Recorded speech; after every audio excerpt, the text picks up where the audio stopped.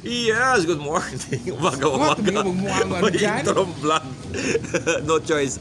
Good morning din kay Father Alfred. Oh, di ba? Morning. Morning. Oh. Formal bigla. Ano po siya? Kagigising lang. Every morning, sa lahat po ng mga kaibigan po natin, today is March. Anong petsa pala ngayon, Padre? March. Ala. Anong petsa ngayon? March 16. Sa darating pong Thursday, ang ating Petronal Fiesta, March 19 to 30 the afternoon, ang ating pagdiriwang ng kumpil. Saan pong kumpil, Father? Sa ACS. sa ACS, sa Aguilar Catholic School.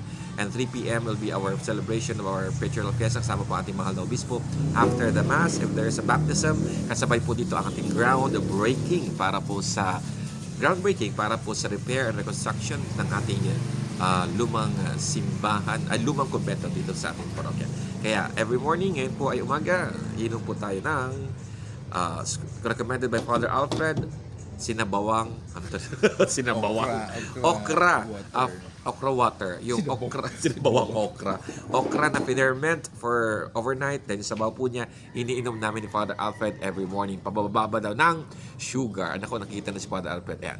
At sa lahat po ng kaibigan natin, hope to see you tonight para po sa ating pagdiriwang ng Educators Night mamayang alas 7 ng gabi. Walang dyan po dito po sa bayan po ng Aguilar. Again, maraming salamat!